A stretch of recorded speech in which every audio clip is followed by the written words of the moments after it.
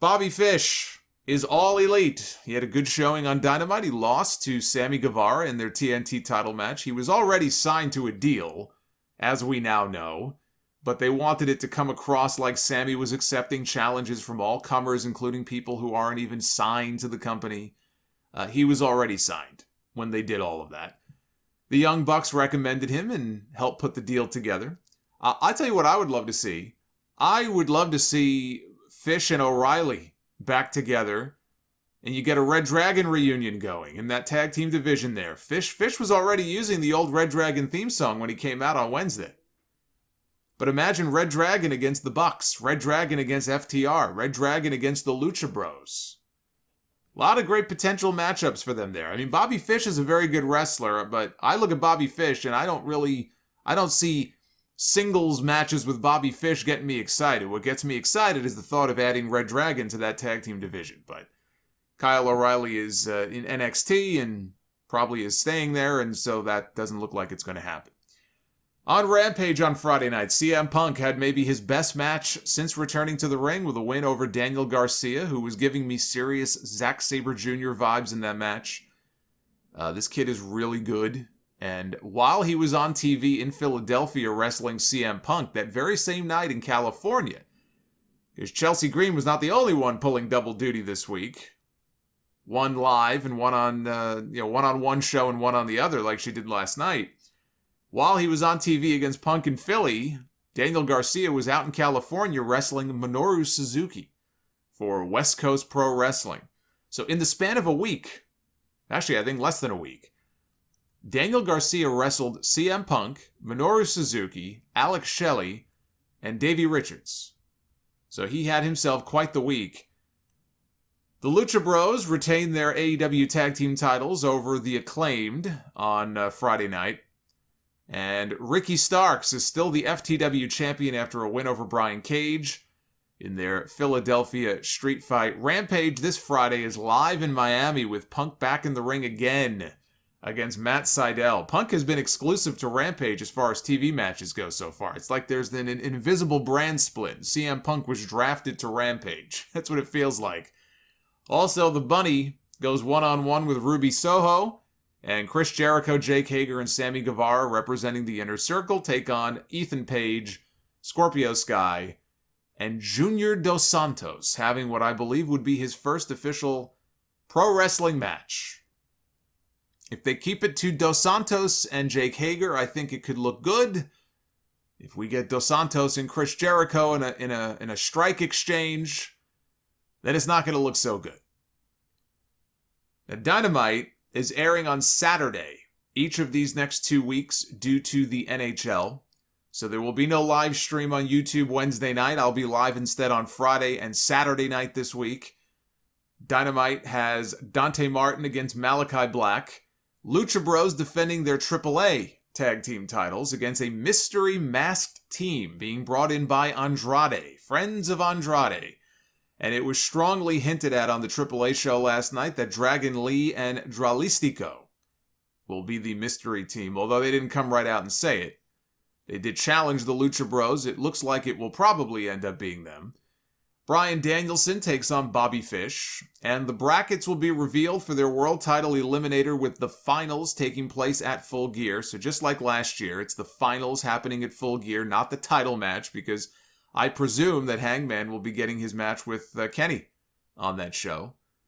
Now, Smackdown will be airing on FS1 this Friday, and then again in 2 weeks, they'll be back on FS1 again, because Fox is airing Game 1 on Friday of the ALCS. But they are adding an extra half an hour to the show. They're calling it Super Smackdown, supersized episode of Smackdown. So it'll be running on FS1 from 8 to 10:30 p.m. Now maybe it's just a short overrun with an episode of Talking Smack taking up most of the extra time. The fact that they're promoting it as a supersized episode of SmackDown would imply otherwise.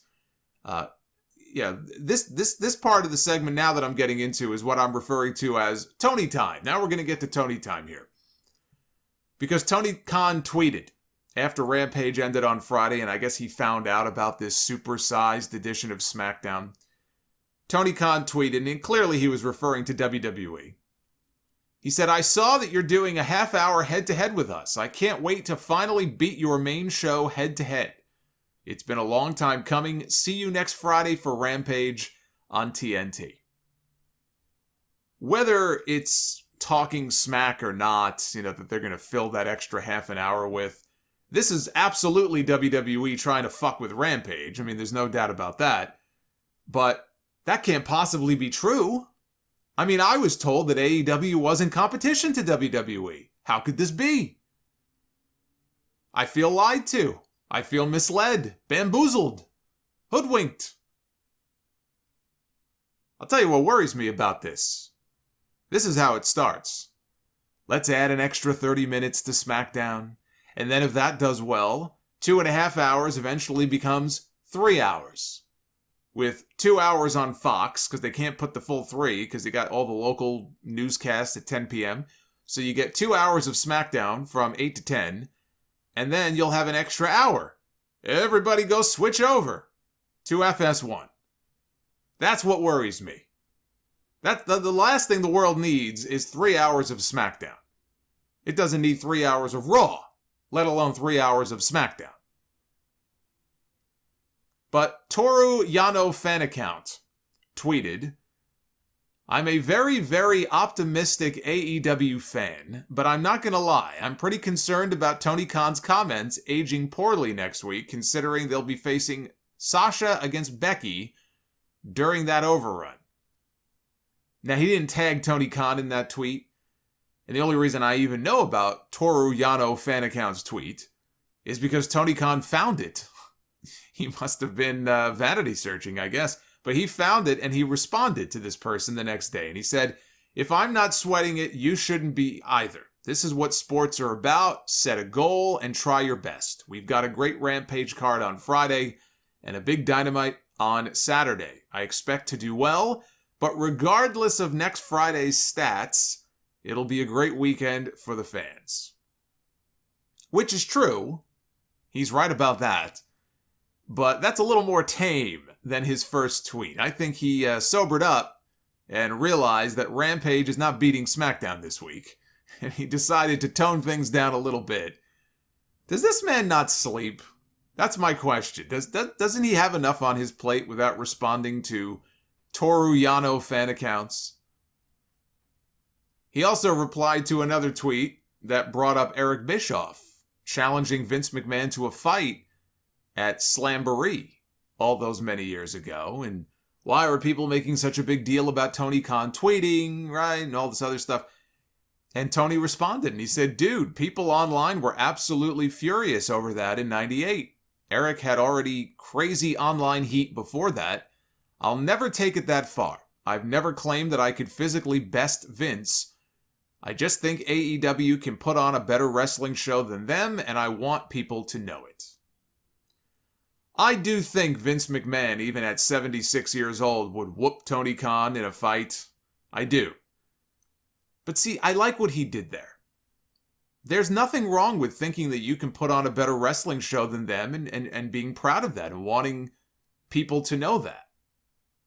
On many weeks, they do have the better wrestling show.